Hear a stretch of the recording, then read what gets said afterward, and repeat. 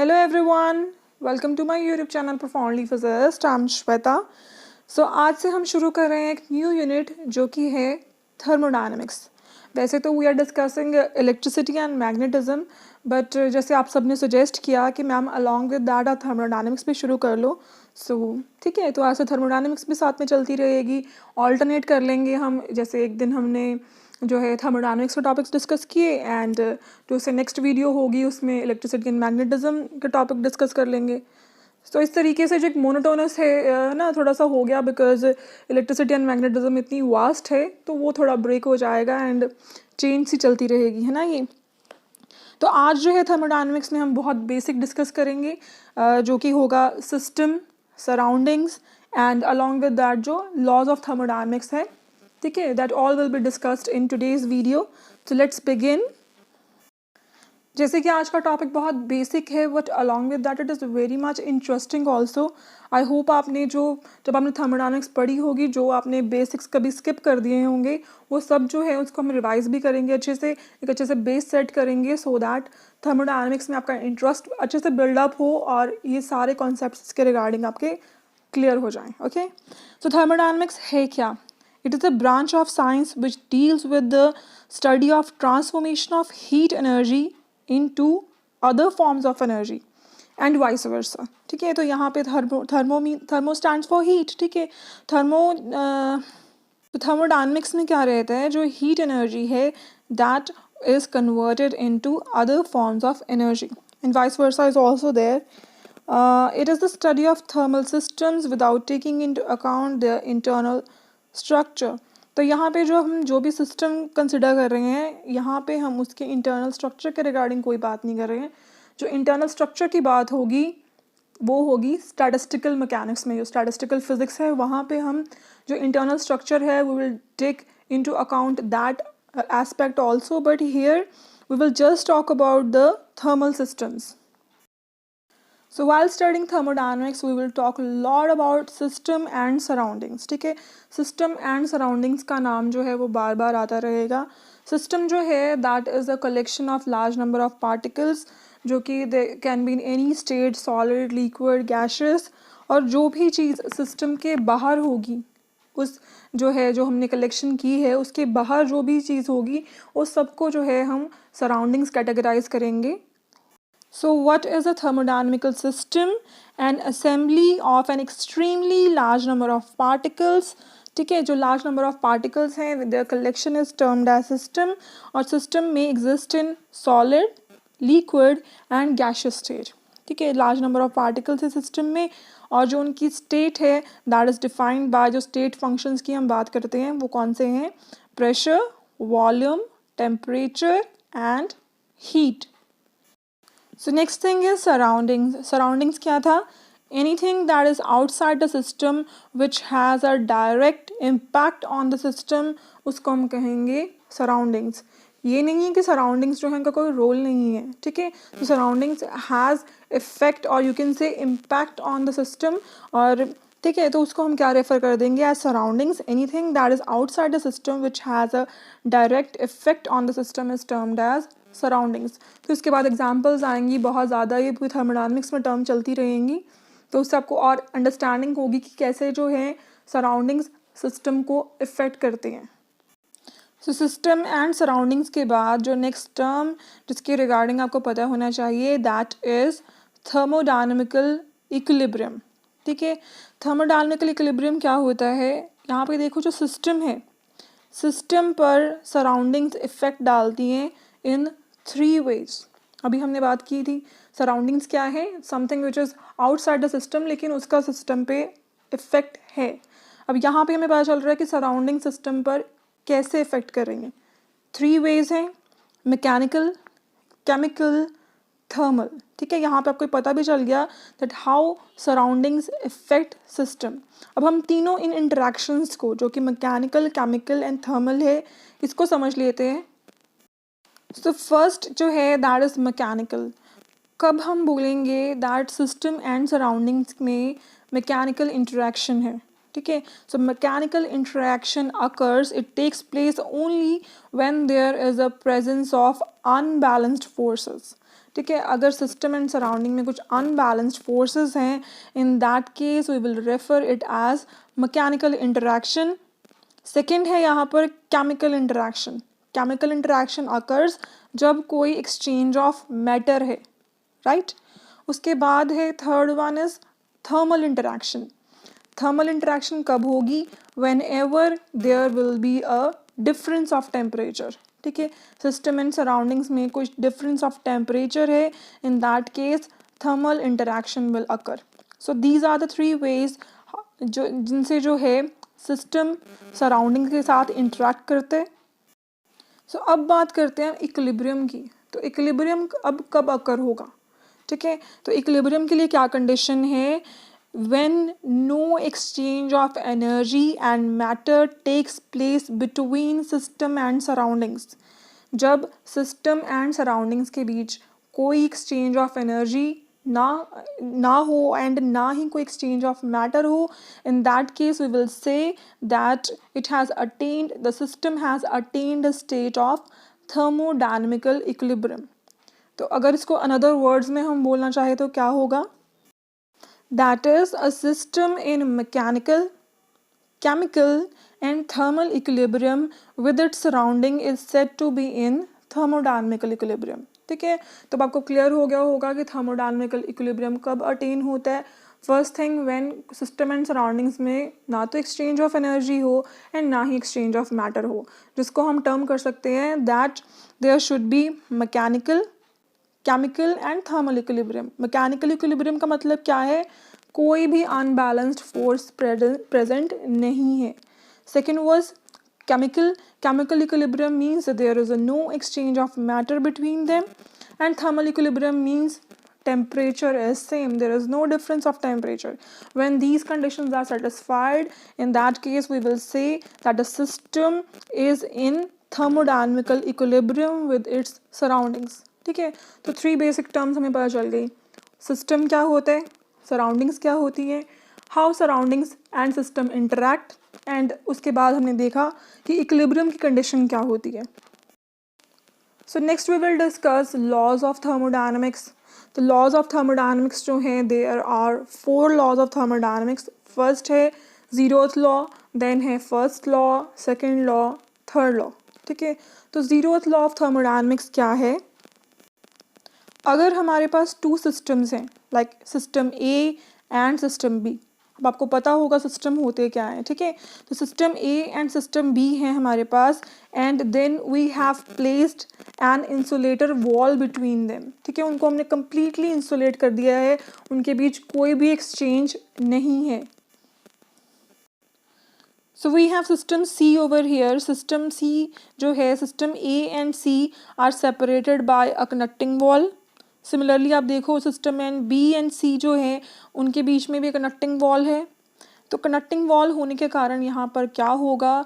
There will be exchange of heat over here. Exchange of heat होगी, तो उसके कारण जो सिस्टम ए एंड सी है, they will attain thermal equilibrium. ठीक है, टेम्परेचर डिफरेंस की हम बात करेंगे, ए एंड सी जो है उनका थर्मल इक्विलिब्रियम अटेन हो जाएगा उनका। सिमिलरली जो है system and B and C जो हैं, they will also attain thermal equilibrium. तो जीरोथ लॉ यहाँ पर यही कहता है कि अगर टू सिस्टम्स हैं हमारे पास which are separately in thermal equilibrium with the third system, then क्या होगा? They are also in thermal equilibrium with each other। It means A and C अगर thermal equilibrium है उनके बीच में, B and C have a thermal equilibrium, then we can confirm this from the zeroth law of thermodynamics that A and B system will also means they are also in thermal equilibrium with each other। So next we have the statement of zeroth law of thermodynamics। So statement क्या है? If two systems are separately in thermal equilibrium with the third system, then they are also in thermal equilibrium with each other। ठीक है, तो यही हमने देखा था।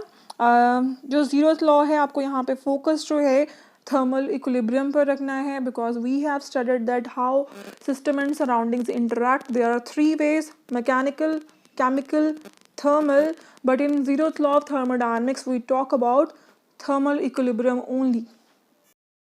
So zeroth law of thermodynamics is very useful in defining the concept of temperature. So zeroth law से जो हमें physical quantity मिलती है that is temperature. On the basis of temperature हम thermal equilibrium को define कर सकते हैं. तो thermal equilibrium का मतलब क्या होगा? जब temperature system A, B and C का equal हो जाए तब हम उसको क्या बोलेंगे? Thermal equilibrium. यही है ना, exchange of heat होने के बाद कौन सी क्वांटिटी सेम हो रही है?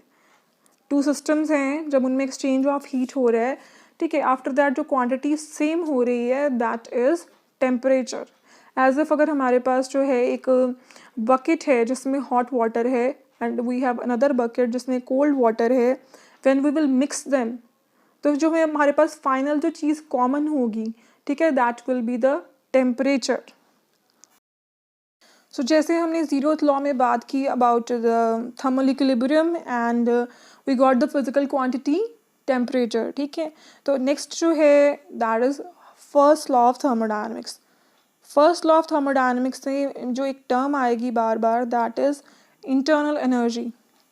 So for understanding first law of thermodynamics, you need to know about internal energy. कि internal energy है क्या. So यहाँ पे मैंने बिल्कुल बेसिक सी इंट्रोडक्शन उसकी दी है because we have studied regarding this in the lower classes. So जो इंटरनल एनर्जी है that is equal to energy due to molecular motion and energy due to molecular configuration.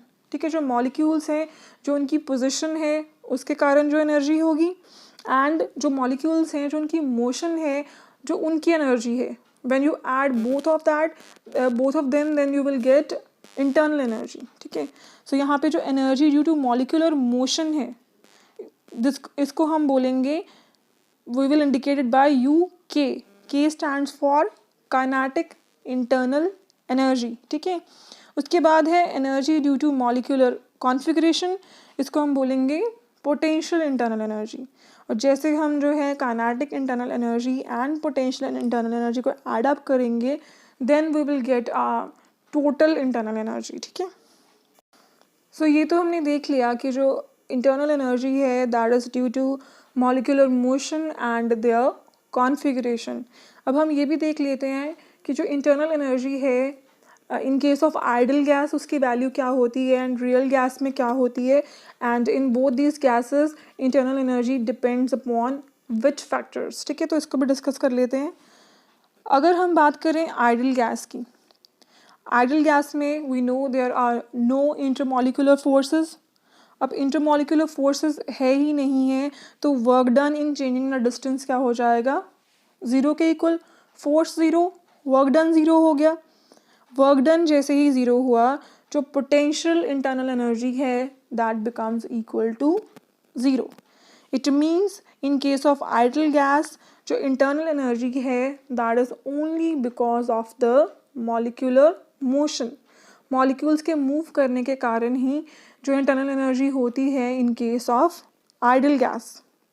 And we know that kinetic internal energy जो है that depends upon temperature only.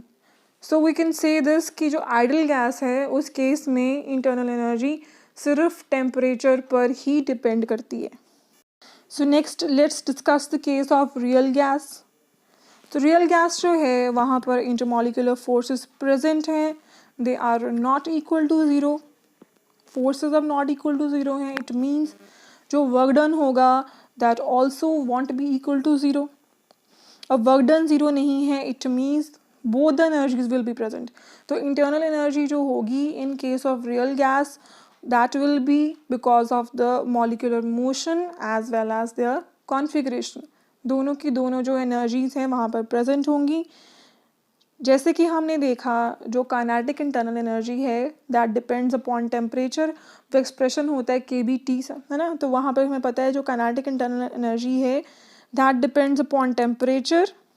And अगर हम potential की बात करें that depends upon volume. तो यहाँ पर वी कैन डिफ्रेंशिएट कि जो इंटरनल एनर्जी है in case of ideal gas depends upon temperature only, and in case of real gas it depends upon temperature as well as volume because internal energy के दोनों factors present हैं यहाँ पर, molecular motion भी और उनकी configuration भी. ठीक है। तो आई होप जो है आपको इंटरनल एनर्जी का कॉन्सेप्ट अच्छे से क्लियर हो गया होगा, because first law of thermodynamics is all about internal energy. जैसे हमने जीरोथ लॉ में देखा टेम्परेचर, तो यहाँ पर फर्स्ट लॉ में जो है दैट इज इंटरनल एनर्जी। तो जीरोथ लॉ था बेस्ड ऑन थर्मल इक्विलिब्रियम, लेकिन जो फर्स्ट लॉ ऑफ थर्मोडायनामिक्स है that is based on the principle of conservation of energy. ठीक है, तो यहाँ पर जो है कंजर्वेशन ऑफ एनर्जी अप्लाइड होगी, मीन्स वो प्रिंसिपल को हम यूज़ करेंगे। ठीक है, that which says energy can neither be created nor be destroyed but can be transform from one form to the another form. जो फर्स्ट लॉ की statement देख लेते हैं हम पहले कि फर्स्ट लॉ की स्टेटमेंट है क्या। It says if delta Q be the heat supplied to the system, a part of it will be converted into work and the remaining will be used by the system in increasing its internal energy। Statement दिखने में बहुत simple है, लेकिन इस statement में बहुत ज़्यादा चीज़ें जो हैं वो समझने के लिए। फर्स्ट लाइन से शुरू हो जाते हैं। फर्स्ट में देखो क्या है, if delta Q be the heat supplied. पहले हम देखें यहाँ पर हीट जो है उसको डेल्टा से क्यों इंडिकेट किया है, डी से क्यों नहीं इंडिकेट किया। ठीक है, तो यहाँ पर डेल्टा क्यू क्यों है, delta Q is here because जो हीट है, heat is not a perfect differential, heat perfect differential नहीं है, इसलिए इसको जो है हमने डी क्यू से ना इंडिकेट करके डेल्टा क्यू से इंडिकेट किया। But why heat gained is not a perfect differential, reason यहाँ पर ये है बिकॉज जो हीट है that depends upon the manner in which process involving the gain and the loss of heat is carried out. मतलब यहाँ पर ये है कि जो हीट है वो उस फैक्टर पे वो डिपेंड करती है कि किस तरीके से जो है सिस्टम ने हीट गेन की है, किस तरीके से जो है सिस्टम ने हीट लॉस की है। तो इसको अनदर वर्ड्स में हम ये कह सकते हैं कि जो हीट गेन्ड है वो पाथ डिपेंडेंट है, वो डिपेंड करती है कि हीट कैसे गेन हुई है और कौन से प्रोसेस से, कौन से मैनर से हीट लॉस हुई है। इस कारण जो है heat gained is path dependent. तो जो भी चीज़ पाथ डिपेंडेंट होती है that is not a perfect differential, therefore उसको हम लिखते हैं एज डेल्टा। ठीक है, तो डेल्टा यहाँ पर क्यू आ गया। फर्स्ट थिंग समझ आ गई that why delta Q is here, because delta Q is not a perfect differential नहीं है, बिकॉज ये पाथ डिपेंडेंट है। चलो नेक्स्ट देखते हैं, if delta Q be the heat supplied to the system a part of it will be converted. ठीक है, यहाँ पर हमने 50% की बात नहीं की है कि हीट हमने सप्लाई कर दी, आधी तो वर्क डन में चली गई, आधी इंटरनल एनर्जी में चली गई, ऐसा नहीं है। अ पार्ट ऑफ इट, ठीक है, उसका कुछ पार्ट जो है वो वर्क डन में चला जाएगा एंड रेस्ट जो है, देन रेस्ट जो रिमेनिंग है दैट विल बी यूज्ड। ठीक है, अ part of it will be converted into work. अब वर्क के साथ भी क्या लगा दिए, डेल्टा डब्ल्यू। तो डेल्टा डब्ल्यू लगाने का मतलब यहाँ पर क्या है, दैट जो वर्क डन है that is also path dependent. Work done during a change in state depends upon the path followed. अगर आप इंडिकेटर डायग्राम देखो, जब भी स्टेट चेंज हो रही है वर्क डन जो है it is depending upon the path followed. जब भी कोई जो है quantity depends upon the path followed, in that case it is not a perfect differential. और अभी हमने देखा जब कोई टर्म जो है, कोई क्वांटिटी जो है that is not perfect differential, तब हम उसको कैसे एक्सप्रेस करते हैं, बाय डेल्टा। ठीक है, तो यहाँ पर जो है डेल्टा डब्ल्यू आया विच इंडिकेट्स जो वर्क डन है वो भी एक परफेक्ट डिफरेंशियल नहीं है, पाथ पर डिपेंड कर रहा है। राइट, उसके बाद क्या है, and the remaining will be used by the system in increasing its internal energy. तो यहाँ पर चेंज इन इंटरनल एनर्जी नहीं लिखा है, इंक्रीज इन इंटरनल एनर्जी लिखा है। ठीक है, जब भी आप हीट सप्लाई करोगे वर्क डन होगा, उसके बाद जो भी एनर्जी होगी वो सिस्टम की इंटरनल एनर्जी को इंक्रीज ही करेगी। समझ लग गया ना, ये इंक्रीज ही करेगी। उसके बाद क्या है, it's internal energy internal energy के साथ हमने डी लगा दिया, डेल्टा नहीं लगाया, तो व्हाट डज इट मीन कि जो इंटरनल एनर्जी है दैट इज पाथ इंडिपेंडेंट। ठीक है, इंटरनल एनर्जी को फ़र्क नहीं पड़ता कि कैसे वो इंक्रीज हो रही है, it doesn't depend upon the manner how it is increasing. ठीक है, सिर्फ चेंज पर डिपेंड करती है that yes it is increasing और डिक्रीजिंग, दैट्स इट। ठीक है, तो इसलिए जो इंटरनल एनर्जी है that is a perfect differential because it is independent of the path followed, manner पे नहीं डिपेंड कर रही कैसे इंक्रीज़ हो रही है कैसे डिक्रीज़ हो रही है, इसलिए जो है यहाँ पर डी लगाया है हमने because it is a perfect differential. So I hope you well understood the statement of first law of thermodynamics. So next यहाँ पर क्या है, it is based on the principle of conservation of energy. अब ये जो statement है इसको हम mathematically भी लिख देते हैं. So mathematically the first law of thermodynamics can be written like delta Q is equal to du plus delta W. And I hope आपको पता होगा कि अब delta and D में क्या डिफरेंस है, और heat gained and work done जो हैं they are not perfect differential, और जबकि जो इंटरनल एनर्जी है वो एक परफेक्ट डिफरेंशियल है, इसलिए यहाँ पर जो डी लगा है that is a complete derivative over here. So next we have a very easy sign conventions for internal energy, heat and work done. So internal energy को देख लेते हैं पहले.